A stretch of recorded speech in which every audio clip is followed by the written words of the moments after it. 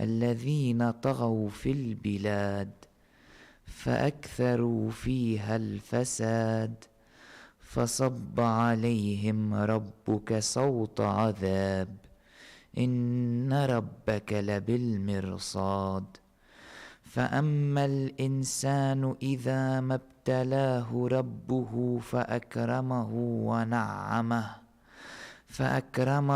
ونعمه فيقول ربي أكرمن وأما إذا ما ابتلاه فقدر عليه رزقه فيقول ربي أهانن كلا بل لا تكرمون اليتيم ولا تحاضون على طعام المسكين وتأكلون التراث أكلا لما وتحبون المال حبا جما كلا إذا دكت الأرض دكا دكا وجاء ربك والملك صفا صفا وجيء يومئذ بجهنم يومئذ يتذكر الإنسان وأنى له الذكرى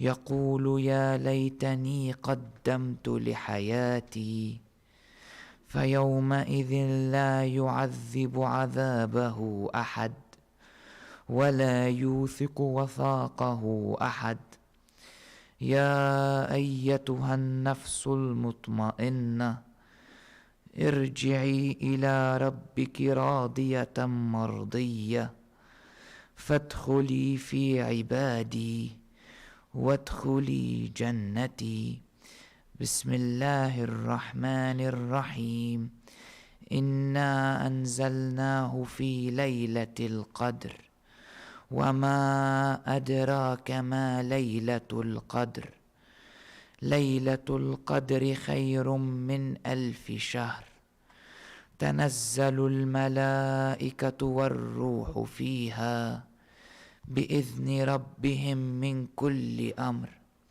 سلام هي حتى مطلع الفجر صدق الله العلي العظيم.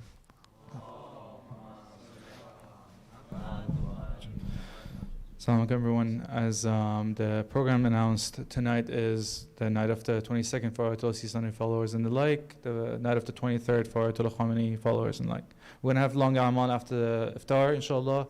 As I mentioned, we'll be starting with the poetry and lecture at the beginning. Brother Shaykh, if you can join us with a loud salawat.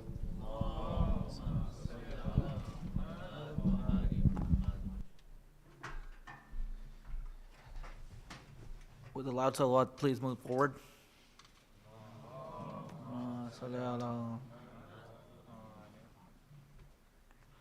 أعوذ بالله من الشيطان اللعين الرجيم بسم الله الرحمن الرحيم نادي عليا مزر العجائب تجد عونا لك في النوائب كل هم وغم سأنجلي بعزمتك يا الله بنبوتك يا محمد وبولايتك يا عليا يا عليا يا علي أدركني صلوات.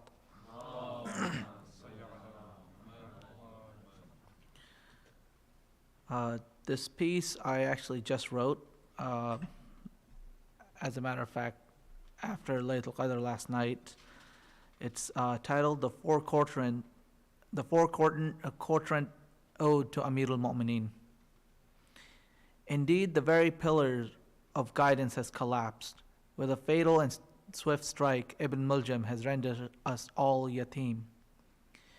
Strangers in this strange land, we somberly wander the Kufan streets. Lost like children in a stampede, we confront the loss of our beloved Amir. How can we tarry forward, knowing full well we are so miskeen? Where can we find refuge in this dunya after Amir al-Mu'mineen? O Ali, by your Lord, you are successful indeed. With your martyrdom attained, your task complete. Yet Ibn Ammar sits here pondering, my master, without you, what is to be of me?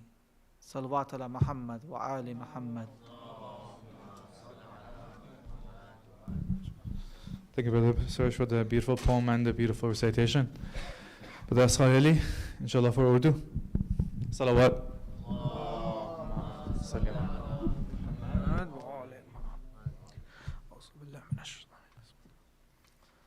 نکلا ہے جنازہ کوئی اللہ کے گھر سے، نکلا ہے جنازہ کوئی اللہ کے گھر سے، افلاک میں ایک شور ہے ماتم کے اثر سے، نکلا ہے جنازہ کوئی اللہ کے گھر سے،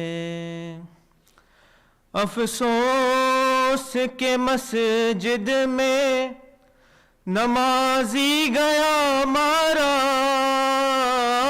افسوس کے مسجد میں نمازی گیا مارا،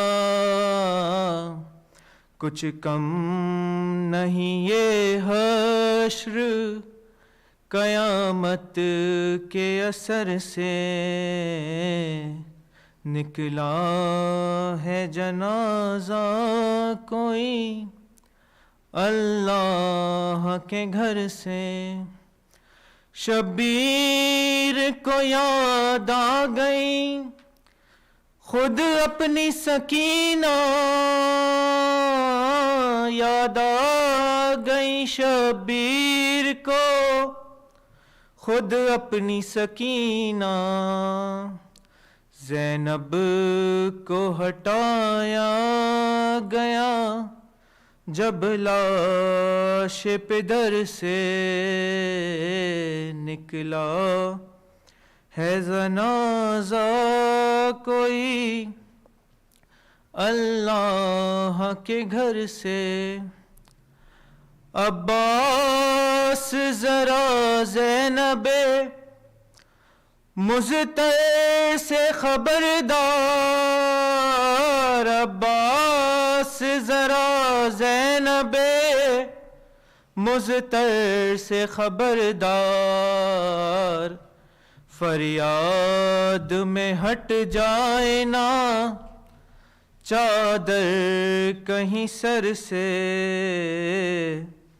نکلا ہے جنازہ کوئی اللہ کے گھر سے، یاد آ گیا زینب کو وہ پہلو شکستہ، یاد آ گیا زینب کو وہ پہلو شکستہ، رومال ہٹایا گیا بابا کے جو سر سے، نکلا ہے جنازہ کوئی اللہ کے گھر سے، ہاں بھول نہ جانا انہیں کوفے کے مکینوں،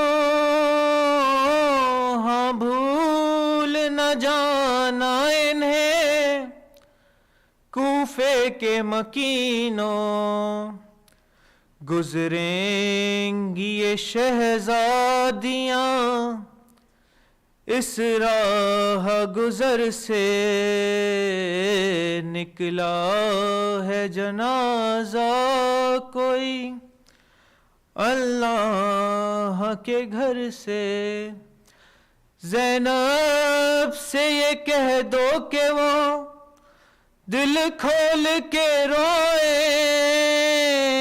زینب سے یہ کہہ دو کہ وہ دل کھول کے روئے، شبیر کی ہم شیر ہیں रोने को न तरसे निकला है जनाजा कोई अल्लाह के घर से अफलाक में एक शोर है मातम के असर से बर मोहम्मद वाले मोहम्मद सलावत.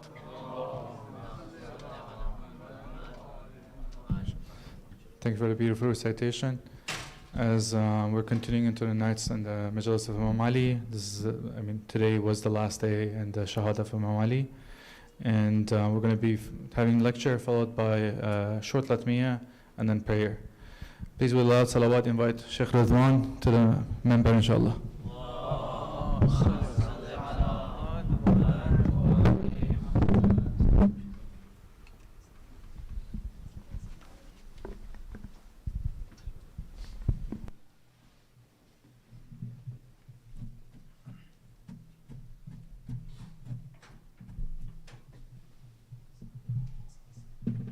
मोहम्मद वाले मोहम्मद सलावत.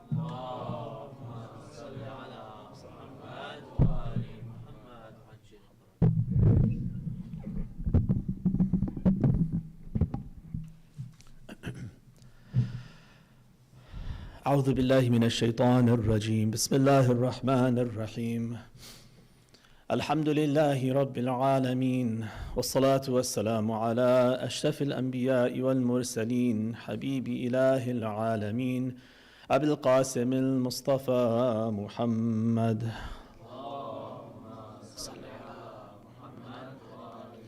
وعلى أهل بيته الطيبين الطاهرين رب اشرح لي صدري ويسر لي أمري واحلل عقدة من لساني يفقه قولي أما بعد فقد قال الله سبحانه وتعالى في كتابه الكريم بسم الله الرحمن الرحيم والسابقون الأولون من المهاجرين والأنصار والذين اتبعوهم بإحسان رضي الله عنهم ورضوا عنه وأعد لهم جنات تجري تحتها الأنهار خالدين فيها أبدا ذلك الفوز العظيم صدق الله العلي العظيم صلوات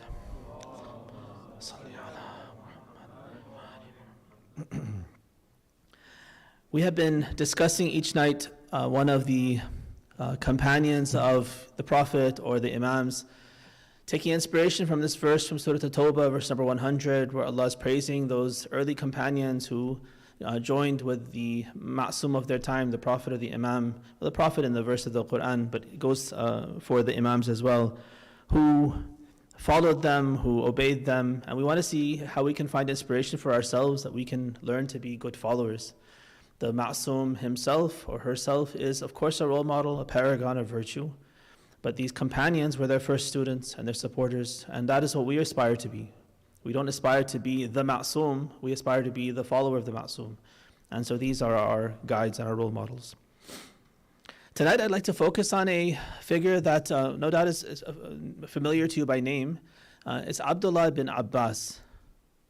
Right, so Abdullah ibn Abbas, this is the cousin of Rasulullah sallallahu alaihi wasallam. The Abbas here is Abbas ibn Abdul Muttalib. He was a young son of Abdul Muttalib, so he's very close in age to Rasulullah. Abbas, Hamza and Rasulullah were very close in age, even though Hamza and Abbas, may Allah have mercy on both of them, were his uncles in terms of generations. And so Abbas ibn Abdul Muttalib's son, Abdullah, he is a relatively young companion of Rasulullah. And more prominently, we consider him to be in his prime and as a companion of Amir al-Mu'mineen. So I want to give you some sense of some of his virtues, some of his indications of his status, and then there's one particular story I'd like to focus on and draw some lessons from. So one story that we have of Abdullah bin Abbas is that, in general, he is someone who is really a paragon of several areas of virtue. So he is known as a scholar. someone who especially was very strong in Quran and tafsir of Quran. This was one of the areas where he specialized in our terms. And the other is fiqh. And this goes back to a dua of Rasulullah. So Ibn Abbas was young at the time when Rasulullah was alive, and there's one hadith that tells us that Rasulullah was in need of water for his ghusl, and Ibn Abbas brought the water in a bucket or however they used to transport the water. And Rasulullah makes this dua. He says, Allahumma faqihhu fi din wa allimhu at-ta'wil. Allah, give him deep understanding in the deen. Right? Fiqh, in its original sense, in the sense of the Quran and Hadith, fiqh means a deep understanding of the deen, a comprehensive, deep understanding. Now it's a terminology for particularly the law. Right? The Sharia is one part of all of the knowledge of the deen. But fiqh, tafaqquh fi din, means to have deep knowledge, to be an alim in the comprehensive sense, which includes fiqh, it includes tafsir, it includes history, it includes akhlaq, all the different areas, aqaid, all the different areas that are important for understanding deen. Is a person who has that is a faqih. Faqih means what we call an alim.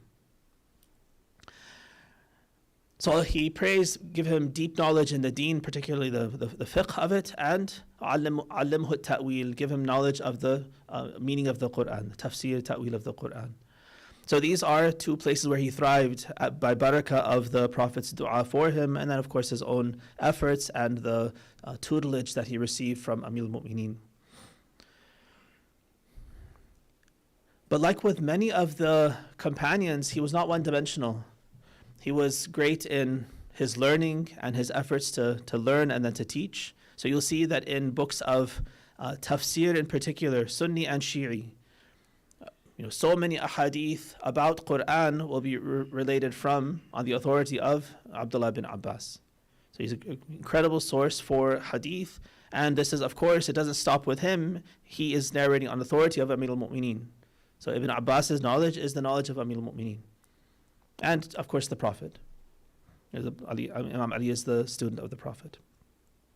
But he wasn't one-dimensional. You see, on the battlefield, he was also one that was, brave. But bravery by itself is not so useful. You need someone who's wise, who's strategic, who can be a diplomat, who can be a politician in the good sense of the term, who knows, how to speak well, how to convince, how to negotiate, when to give, when to take, when to command. All of that, wisdom is something that Ibn Abbas also exemplified.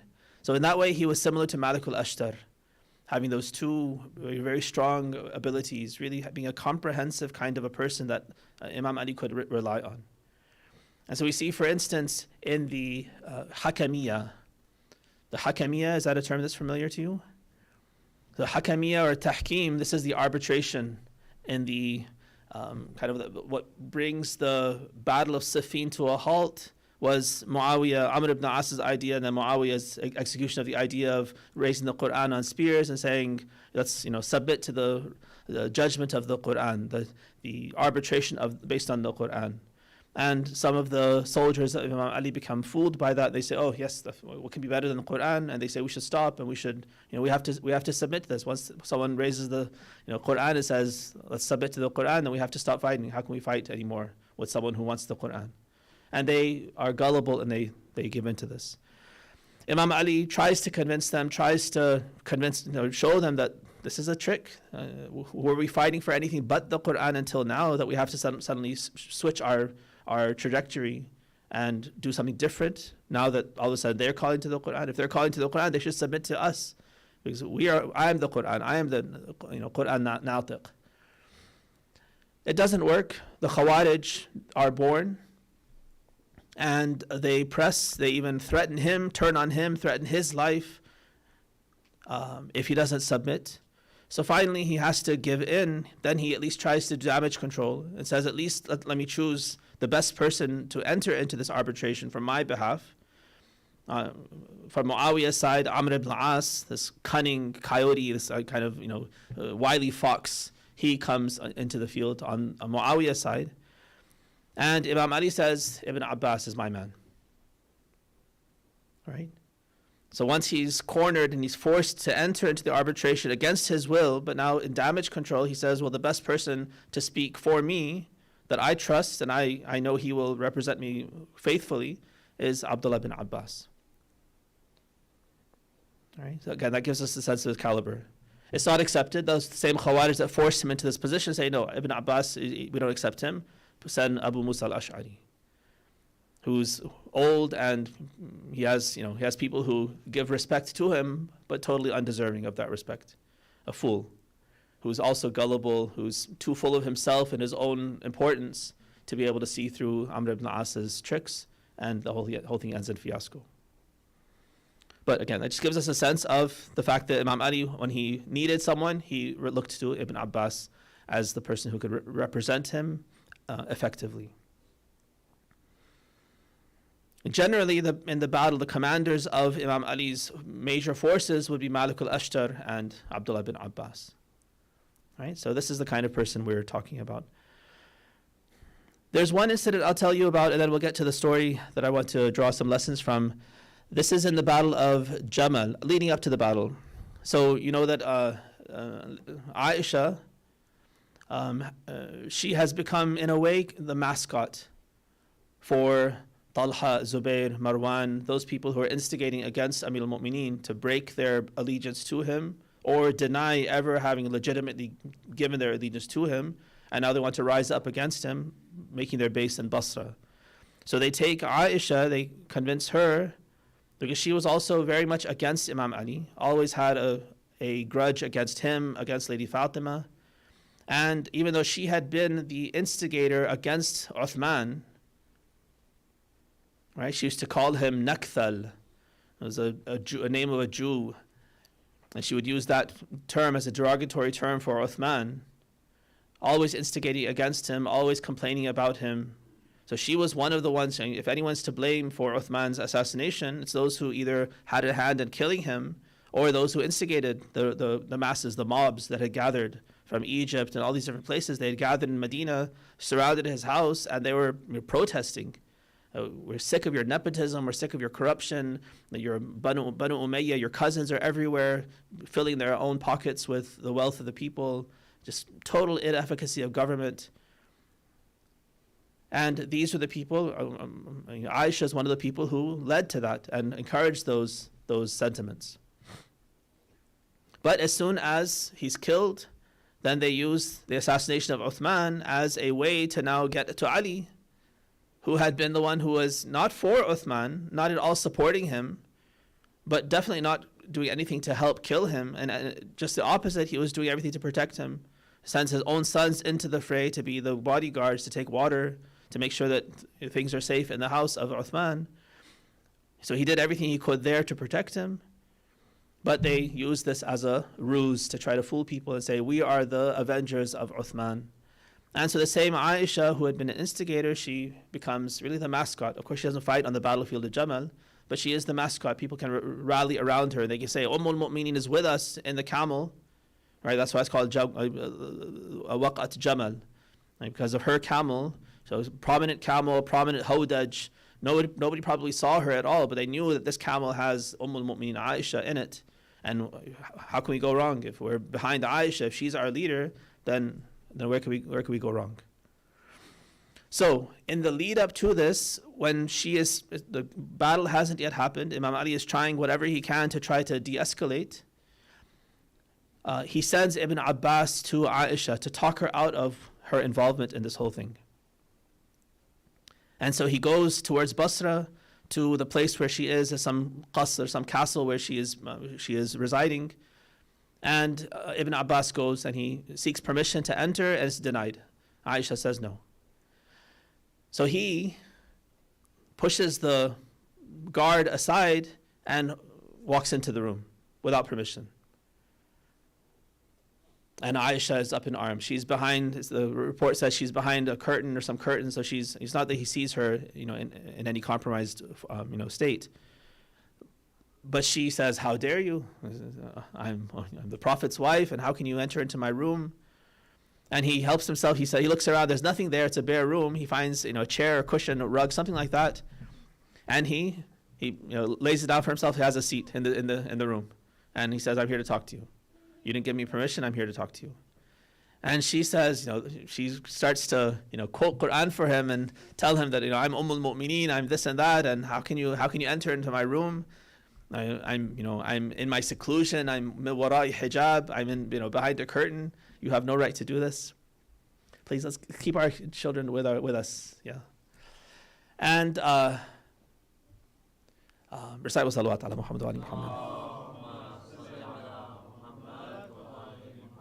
And so, she says all of this, and Abdullah ibn Abbas's response to her is, I know the Quran better than you. I'm your teacher.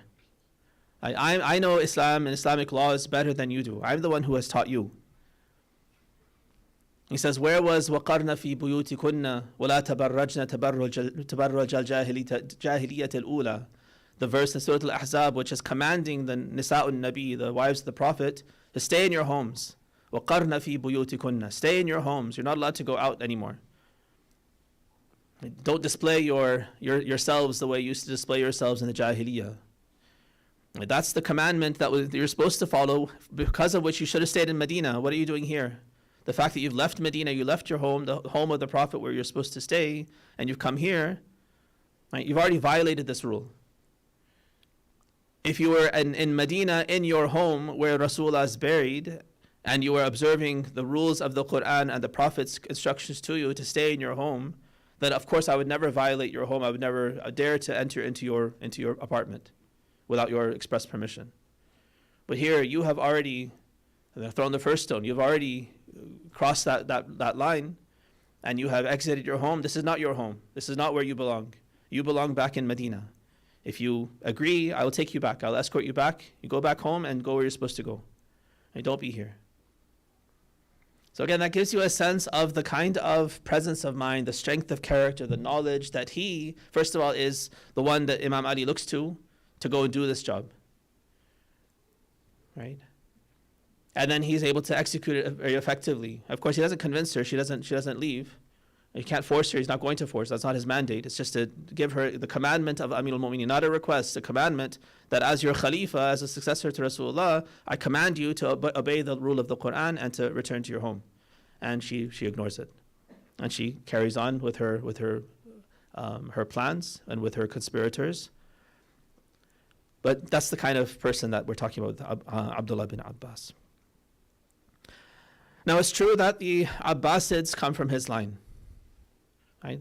Ali ibn Abdullah ibn Abbas, his descendants are the Abbasid usurpers of the Khilafah. Right? But their existence and their claims and their corruption and their crimes don't implicate their progenitor, Abdullah ibn Abbas, or Abbas ibn Abdul Muttalib. Right? He never made any such claim. He was loyal to Amir al-Mu'mineen, to Imam Hassan, to Imam Hussein. By the time of Karbala, he was blind. He wasn't able to participate in the battle with Imam Hussein, but he was his advisor. His advice and his conversation with Imam Hussein is famous. I'm sure you've read that or come across that much when we talk about the conversations leading up to Imam Hussein leaving for Mecca and then for Kufa.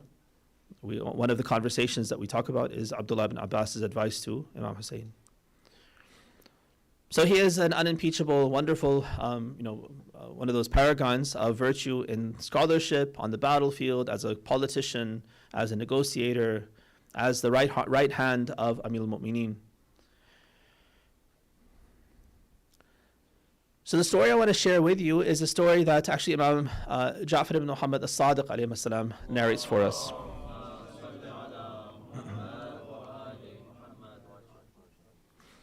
And the story that happens in Imam Sadiq's time is that one of his companions comes into his presence, and he's wearing some fine clothes, some particular fine fabric and this and that, and he is, in a way, he's asking the Imam for any criticism. Is it okay that I'm wearing these fine clothes, or is there any problem with it? And the Imam says, what's wrong with that? He mentions the kind of fabric he's wearing. There's nothing wrong with that fabric. There's nothing wrong with this. No problem. Then Imam Sadiq narrates a story from Ibn Abbas's time. So he says that when Amir al-Mu'mineen was negotiating with the Khawarij, right? Just as a sidebar, you should definitely familiarize yourself with the kind of the structure of history. If you know Imam Ali alayhi salam's time, for instance, and just know his 3 battles, right? And know like the sequence of the battles, what was the basic gist, and who was he fighting against in Jamal first of all, and then in Safin, and then Nahrawan, and how when he was fighting in Nahrawan, he was trying to head back to Safin to finish it off once and for all. So if you know that basic timeline structure, then it makes a lot of Nahj al-Balagha, make sense to you, because now you know where to place each of those, clips of conversations or letters into some context. The Khawarij were these rebels, misguided, kind of holier than thou type of people who were extremely pious in an extremely superficial way. Right, so one example, I can't remember if I told you the story, but one of the first, maybe the first crime or the first public crime that really was the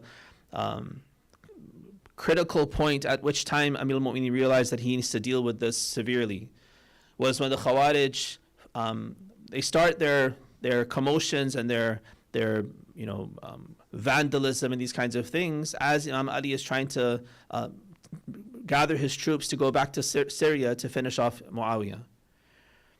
And the first person that we have record of them attacking is the son of Khabbab ibn al-Arat. So Khabbab, one of those unsung names, we should know him right alongside Bilal. His story is very similar to Bilal's story. One of the very early converts, like 4th, 5th, 6th, like in that order, like the first 10 converts to Islam. And he was tortured like Bilal was tortured.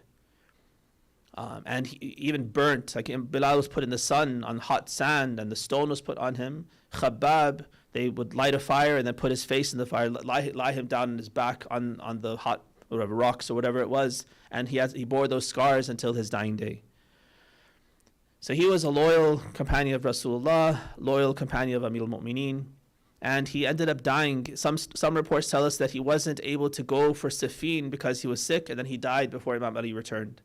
And he is supposed to be either the first or one of the first people who was buried in Wadi Salam, the graveyard of Najaf now, the famous, largest graveyard in the world. So it was called Dhahrul Kufa. It was on the outskirts of Kufa. Kufa was the main city. Najaf was nothing. Right now, Najaf is a big city, and Kufa is, just a small place. At that time, Kufa was the big city, and Najaf was just wasteland. There was a salt lake and all those things that were there, and so it's called Dhahrul Kufa, the outskirts of Kufa. And nothing was there. And historically, we could say the graves of Salih and Hud and Nuh and Adam were all there, but unmarked. No one knew about those. Even when Imam Ali is buried there, nobody knows about it until generations later, when Imam Sadiq shows his companions where Amir al-Mu'mineen has been buried, and then it becomes a place for mazar, for ziyarah.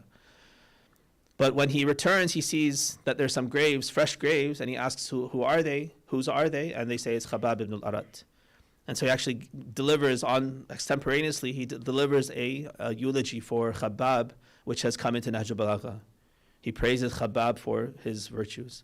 So Khabbab's son, Abdullah, he is traveling outside of Kufa with his pregnant wife, and his wife is on a donkey. He's carrying her, and she's full term. And these Khawarij thugs, they see them. And they ask him, who are you? He tells them who he is. He says, they say, what do you think about Ali? So he says he's Amir al-Mu'mineen, and he mentions some of his praise and what his positive opinion of Amir al-Mu'mineen is. They say, we're going to kill you. He's our enemy, he's kafir, all these things that they believe about Amir al-Mu'mineen, and they say, we're going to kill you.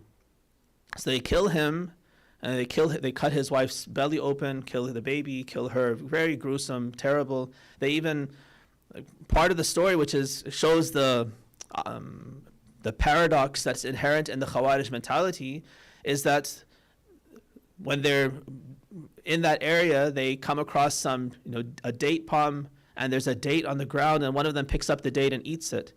And his companions, the Khawarij companions, they scold him and say, what are you doing? You didn't pay for this. It's not your property. How can you, he spits it out. They say, you have to go and pay the farmer, find out who he is, pay him for this date that you've stolen. This is not right. And the narration tells us that then there's a pig and they killed the pig. It's not clear if they killed it, just for sport or something, or they killed it. It seems like they might have killed it to somehow desecrate Abdullah ibn Khabbab's body by stuffing it inside the pig or something. But they killed this pig that belongs to a Christian.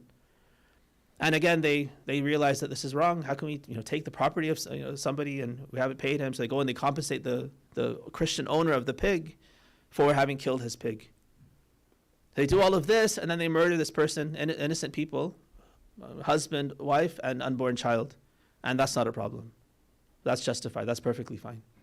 And the narration tells us the Christian owner of the pig, he himself is flabbergasted. What kind of people are you that you're so careful to pay me back for my pig, and here you kill innocent people? He is appalled by their actions. It's so obvious. So these are the kinds of people the Khawarij were. Staying up all night praying, Salatul Layl, Quran, Dua, very religious in a superficial way, and then missing the whole mark about what is right and what is wrong. So Amir al-Mu'mineen sends Ibn Abbas to talk to them. Again, shows us the caliber of Ibn Abbas, that he is the one who selected. And the Imam Sadiq, as he's telling us the story, he tells us that بعثه أمير المؤمنين إلى الخوارج فواقفهم لبس أفضل ثيابه وتطيب بأفضل طيبه وركب أفضل مراكبه. So when Ibn Abbas goes out to negotiate or to talk to these Khawarij, he wears the best clothes he has. He puts the best perfume he has on. He wears the best. He rides the best mount he has. The finest horse, finest, hardware on the horse, whatever that's called, the tack of the horse, and he's dressed to a T, and he goes out to talk to these Khawarij. These Khawarij, again, are these ascetics, right? They think that, we've abandoned the dunya, we have no interest in dunya, this and that, and so they're probably in tattered clothes and very simple, and Ibn Abbas comes out like this. Their response to him, they say, Ya ibn Abbas, bayna anta afdalu nas id ataytana fi libas al-jababirati wa marakibihim. They say, we recognize that you're the best of people. I mean, he's not yet incriminated with, Ali, who they think is the worst of people. Right? You're the best of people, but you come out in the clothing of these, kings and nobility, and on their mounts. So, have you also sunk into this? Why? How can you be who you are and the disciple of Rasulullah and Amir al-Mu'mineen, and now you're wearing such fine clothes and riding such a fine animal? So he quotes to them the verse from the Quran: "قُلْ مَنْ حَرَّمَ زِينَةَ اللَّهِ الَّتِي أَخْرَجَ لِعِبَادِهِ وَالطَّيِّبَاتِ مِنَ الرِّزْقِ قُلْ هِيَ لِلَّذِينَ آمَنُوا فِي الْحَيَاةِ الدُّنْيَا خَالِصَةً يَوْمَ الْقِيَامَةِ." Who dares make haram the beautiful clothing and the beautiful rizq that Allah has made halal for us? When Allah has provided us with great food, Allah has provided us with beautiful clothing, who dares come and make it haram? Man harrama zinat Allah, that beautiful clothing, the adornment that He has brought for us. It's for قُلْ هِيَ لِلَّذِينَ آمَنُوا فِي الْحَيَاةِ الدُّنْيَا. This blessing of good food and good clothing is a blessing for the believers in the dunya. He doesn't mention it's also a blessing that others can take part in, but he says خَالِصَةً يَوْمَ الْقِيَامَةِ. On the day of judgment in Jannah, only the believers will have the ability to partake in thiyaba, khudrin, sundusin, istabraq, and those that we read in the du'as. Silk and brocade and fine clothing in paradise is only for the believers, of course. The people in hellfire will have sarabiluhum min qatiran, tar and pitch, molten, stuck to their bodies, burning their flesh. But in the dunya, this is a blessing meant for the believers, even if non-believers can partake in it, but it's meant for the believers even in the dunya. And so he quotes this verse for them. And it doesn't have an effect on them, but this is the kind of lesson that and it seems like he purposefully does this. I mean, Amir al-Mu'mineen is sending him out. He could have gone in tattered clothes or simple clothes or military garb or whatever it is, but he goes out like this on purpose, because there's a message. These people are superficial, and he wants to break that veneer. I don't think that religiosity comes from wearing tattered clothes and acting very simple and putting on a show that you're so holy. It's at the core. Who are you? Who do you align yourself with? What do you believe in your heart? How do you differentiate between truth and falsehood? That's what's important.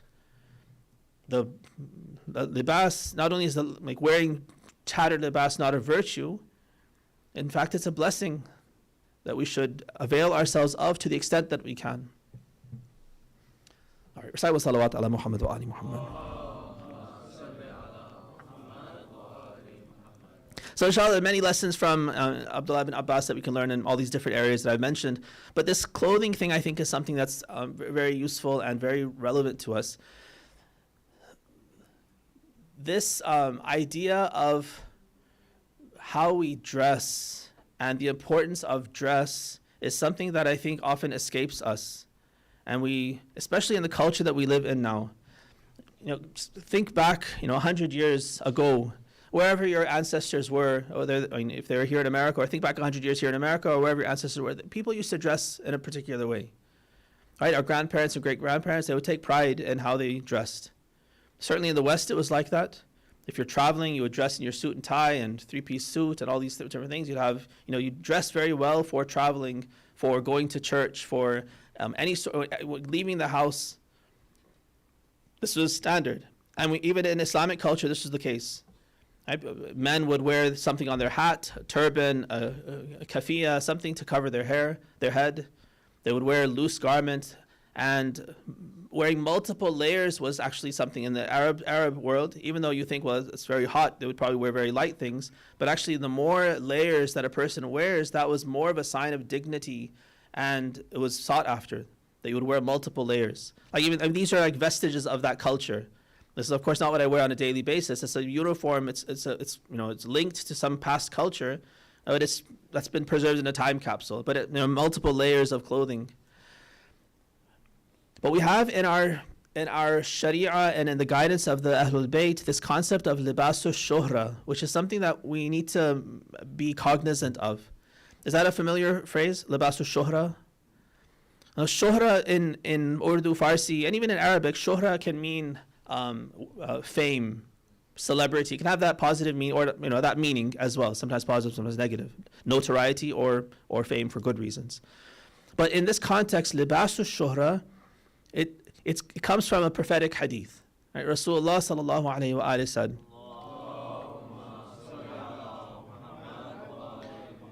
"Man labisa libasa shuhratin fi dunya, albasahu Allahu fil akhirah libasa dhul." Anyone who wears libasu shuhra in the dunya, Allah will put garbs of disgrace on them in the hereafter. All right, so something serious, whatever it is something we should want to avoid if it's going to lead to disgrace in the hereafter. So what is libasu shuhra? Libasu shuhra is clothing, and it can be extended to other things as well, but because we're talking about libasu shuhra is clothing that draws negative attention to you. Where people look at how you're dressed and they say, for instance, that's a disgrace. What was he thinking? Like, how can he come out dressed like that? That's beneath his dignity. That's that kind of reaction. If that's the reaction you get for your clothing, then that is libasu shuhra. If it's beneath your dignity, if it brings shame to you, shame to your family, if people look at you and say, how can she dress like this? How can he dress like this? Now that can happen on both ends of the spectrum. You can have libasu shuhra that is too fine, too fashionable, right? So if you wear cutting edge fashion clothes, you find the latest, no one's wearing it yet, and you dish it out, dish out the money, and you wear this, like whatever the first edition equivalent is in clothing. I don't even know the term, but the first one to wear something new to the center. Right? Everyone looks at you and it's like the focal point is, wow, he really was inspired today. Why is he wearing these polka dots and fluorescent and like this shiny fabric, whatever it might be, glitzy and that kind of stuff. If it draws negative attention and people are saying, like, this is not appropriate. Why would he? What was he thinking that he wore these kinds of clothes? Then that's libasu shuhra. And it can happen on the other end of the spectrum. If I come wearing tattered clothes, holes in my my jeans and, a hole in my sock and, I don't know, baggy t-shirt and floppy, and when I stretch up, then my midsection shows like, sloppy and ugly, and people look and say, how could he come to the masjid like that? How could he leave the house like that? What is he? Does he wear that at home? How does his family deal with him if he's dressed like that at home? And that kind of reaction to that clothing is an indication that it's libasul shuhra. So what Islam idealizes and wants us to do is to dress appropriately for every circumstance. Right in the middle. Like, what exactly is the most normal, appropriate kind of clothing for that society, for that particular circumstance in society? That's what we're supposed to aim for. When your clothing should not draw attention to yourself, except that people say, no, mashallah, he's dressed very well. Like, he's always dressed, at the masjid, he looks good. When he's on the sports field, he dresses appropriately for the sports field. If he's, doing housework and gardening, he's dressed appropriately for that. Like, everywhere he goes, he knows how to dress, and he dresses for the right occasion. Totally normal, appropriate, exactly what you should be doing. That's the goal. On the side of the beautiful clothes, there are people who would come to the imams and they would use this as a way to, hopefully they're trying to score points against the imams. So we have two famous people who were known as Sufis and known as these kind of zuhad, ascetics, in the times of the 5th and the 6th imams. So one is Sufyan al-Thawri. I'm sure you've probably heard of him. Sufyan al-Thawri, very well respected in the Sunni world. Also for them, he's a source of hadith and tafsir and these kinds of things. But the few interactions that we have that he's infamous for in our tradition is these times when he's trying to score points against Imam Sadiq alayhi salam. So he comes up to Imam Sadiq, one hadith in Al-Kafi, and he kind of points to his clothing and says, your forefather Ali and Rasulullah, they never wore anything as fine as what you're wearing. Like, why have you abandoned the sunnah? And he himself would dress, in that tattered clothes, cassock, coarse fabric. That's how the Sufyan al-Thawri would wander around, like, Sufi, proper Sufi dervish type of a person. And so he says, this is, neither Ali nor Rasulullah ever dressed in as fine clothes as you. And again, Imam Sadiq, he quotes the same verse for Man harrama zinata Allah allati akhraja li ibadihi. Like, do you dare to make forbidden what Allah has made halal for us? The good clothing, the beautiful clothing, the good food. Who dares to make it haram when Allah has made it halal and a blessing for us? And then he points out the hypocrisy in Sufyan. He says, I wear these clothes on the outside for my public appearance. He says, Amir al-Mu'mineen lived at a time when, I read that letter that he wrote to Uthman ibn Hunayf from Nahj al-Balagha, where Imam Ali says, I'm Amir al-Mu'mineen. How can I be Amir al-Mu'mineen if I live any better and more comfortably than the Mu'mineen themselves? When the Mu'mineen are suffering and they can't even clothe themselves properly, then I have to dress like them. I have to live like them. I can only eat as much as they eat, if not less. So Imam Sadiq also says the same thing, that he lived in a time when things were so dire for the common man that he had to live at that level. And if he dressed fine in that time, then that would have been inappropriate. But now if I dress as Amir al-Mu'mineen dressed in my time, then that would be inappropriate. People would point to me and say, you look like Sufyan al-Thawri. He scores a point with Sufyan as well. That you're showing off, you're making a show of how pious you are, how ascetic you are, by dressing unusually shabbily, thinking that I'm following the sunnah of Ali by dressing exactly like Ali, but you're not understanding that the times have changed, and what constitutes appropriate changes with the time. And while Imam Ali was dressing perfectly appropriately for his time, I am now dressing perfectly appropriate for my time by wearing these very respectable, fine clothes. This is what's expected for someone of my status, of my socioeconomic class in Medina, at the heart of the Muslim lands. This is what's appropriate for someone like me to wear. And he says, by the way, I wear this for people. This is my public clothing. And he picks up his clothes. This is what I wear for myself. And he has coarse clothes inside. At home, this is what I wear. And then he reaches over to Sufyan and says, you have these coarse clothes on the outside. He moves it aside and says, and look at your fine fabrics and all your luxurious fabrics inside. That's what you wear on the inside for your home. And this is all a show on the outside, the coarse fabric and the cassock and the tattered things. It's a charade for the public. Right, so they had those kinds of interactions. Abbad al-Basri is another one who has interactions with both the 5th and the 6th Imams, also similar, trying to score points against the Imams by pointing out their fine clothes and his ascetic nature, and they pointed out his hypocrisy, and would quote the same verse. The point is, and we're short of time, the point is that this is something that I personally feel very sensitive about. Because we have this Islamic guidance, we should try to follow it. Inna Allaha jameel yuhibbul jamal. A prophetic hadith. Allah is beautiful and He loves beauty. Right? He especially loves it. Of course, everyone can't afford it. It's not a question of if you're poor and you can't afford nicer clothes, then what? But if you have the wealth, if you have the ability to dress nicely, to not dress nicely is an ingratitude. Not showy. So we roll that out. Libasu shuhra means showy, flashy, attracts negative attention. Not that. Appropriate, what is considered proper, but for instance, nice, dressed up. Especially khudu zinatakum inda kulli masjid tells us when we come to the masjid, when we pray, we should be dressed in the best clothes. In our day, the best clothing that we should be wearing is at the time of prayer. When we come to the masjid, khudu zinatakum inda kulli masjid. Literally, it's saying when you come to the masjid, take your adornments, wear your best clothes, wear your finery.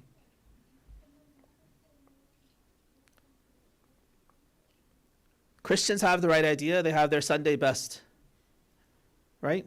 As far as I've seen, I think Jews also do the same thing. They seem to dress up very nicely when they go for their services in the synagogue. Right? We should do the same thing, not just for Eid. Right? Eid is its own, and sometimes we have trouble with that because women sometimes will say, "Oh, zina, they can wear zina." It's not zina for women, not public zina. That's haram for them. It's not hijab if you're cover yourself, but it's all sparkly and flashy, and you have makeup on and jewelry on, and you're flashing all this in public. That's tabarruj al-jahiliyyat al-ula, displaying yourself like people used to in the jahiliyyah. That's also wrong. But it's wearing appropriate clothes, nice clothes, like clothes that are respectable, especially in the masjid. To honor the masjid, to honor the Islamic center, to honor the things that we're doing here, the prayer and the Majlis and these kinds of things, we should be dressed. We should be the best dressed people. That should be one of the things that we're known for. One of the shi'ar of the Shia should be that they're always dressed to a T. They know how to dress really nicely. Always groomed, always clean, smelling good, hair is perfect, clothes are perfect. In respectable society, of course, that not when you're gardening, not when you're vacuuming your house, right? So people would ask sometimes the imams, is it okay if I have, like in those days, it was unusual to have more than one or two garments. So we have so many hadith people would say, if I have 3 garments, is that excessive? Is that israf? He'd say no. Then hypothetically, say, what if I had 10? He said no. What if I had 20? You keep on going up and up and up. And then he says, even if you have 50, it's not israf. It's not waste. It's not excessive. What's excessive, he says, is if you wear your nice clothes when you're gardening. If you wear your gardening clothes when you come to the masjid. Like wearing things inappropriately, wasting your nice clothes for sweeping the house or vacuuming the house, that is israf. That's a waste because you're not putting something where it belongs. But having multiple clothes, many outfits for different occasions, so every place you dress differently based on what's appropriate in that occasion and that particular place, that is actually very good. If you can afford it, then you should definitely do it. As part of your gratitude to Allah, gratitude doesn't mean let me live like a poor person and dress like a sloppy person and save the money so I can go give it in charity. Give the charity, but also show Allah that you appreciate the wealth He's given you by using it appropriately. And letting people know that I am rich enough to afford these clothes, that means I'm rich enough for you to come when you need help, come to me. That's also a dynamic we see in the hadith. Don't, for instance, say I'm not going to drive a good car, because then at the masjid they'll all know that I have a lot of money and they'll keep on coming to ask me for more money for the next project. Don't do that. If you can drive a good car and let it be known that, look, I'm wealthy enough to drive this good car, and if you need help, come. This is a blessing Allah's given me. He's giving me more wealth. I can help more people. Concealing that wealth is actually a flaw. Is actually a vice. Displaying it in this way as a blessing of God, displaying it so that people then know that you're the resource to come to. If you need a loan, come to me. If you need a donation for the masjid, come to me. I have the ability, I can help people, I can employ people. Let people know that you're the resource, that Allah will channel more through you, because now you've become His conduit for giving blessing to your community and to your family and to your people. This is a source of barakah. So from this story of Ibn Abbas, inshallah, we can learn this about our clothing: dress more appropriately, dress well, and enjoy our wealth and show gratitude to Allah for that wealth. Allah, we ask you to shower your mercy and blessings on Muhammad and the family of Muhammad. Help us, Allah, to follow in the footsteps of these righteous companions. Help us to get closer to our own Imam and our Hujjah. Forgive us for all of our shortcomings and our sins. Increase us in knowledge and humility and forbearance. Wa akhiru da'wana alhamdulillahi rabbil alameen.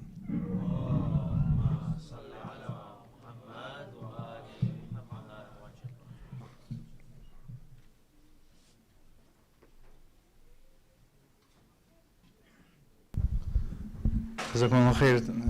Shaykh, thank you so much for the beautiful speech. Give me a second, sorry.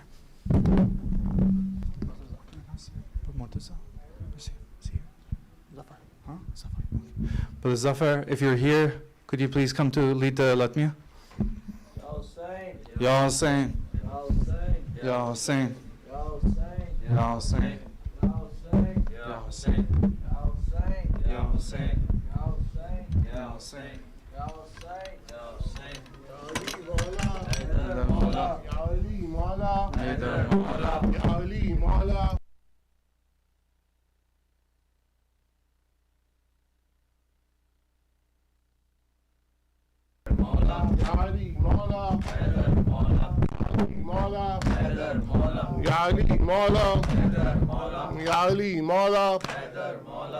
مومنو حیدر کرار کا ماتم کر لو مومنو حیدر رار کا ماتم کر لو مومنو حیدر رار کا ماتم کر لو لو محمد کے علم دار کا ماتم کر لو مومنو حیدر کر رار کا ماتم کر لو مومنو حیدر رار کا ماتم کر لو خاک اڑاؤ کہ علی شیر خدا مارے گئے خاک اڑاؤ کہ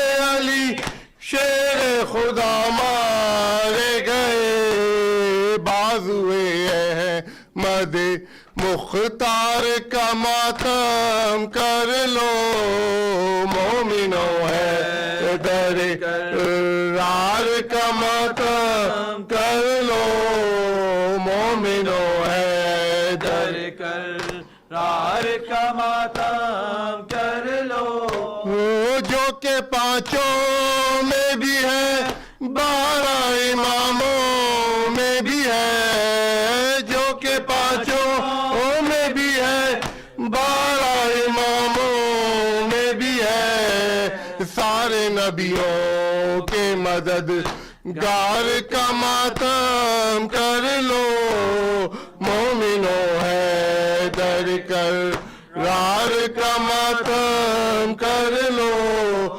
مومنو حیدر کر رار کا ماتم کر لو مل کے جبریل کے استاد کا پرسہ دے دو مل کے جبریل کے استاد کا پرسہ دے دو وار کا ماتم کر لو مومنو ہے در کرار کا ماتم کر لو مومنو ہے در کرار کا ماتم کر لو اپنے قاتل کو دیا جس نے کہ جام شیریں اپنے قاتل کو دیا جس نے کہ جام شیریں کوثری جام کے مختار کا ماتم کر لو مومنو ہے در کرار کا ماتم کر لو مومنو ہے در کرار کا ماتم کر لو خاک اڑاؤ کہ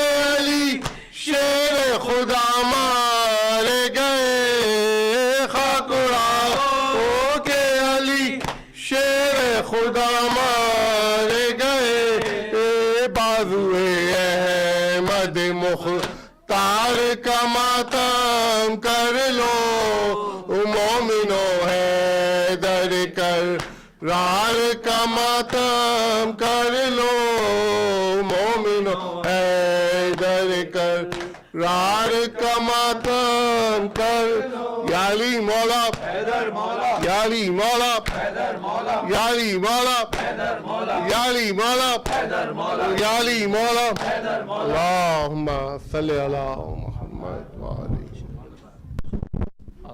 It's time for time. Should I give it? 8:05. You want to start now because you're done 6 minutes.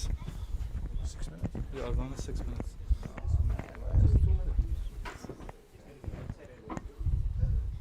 Here?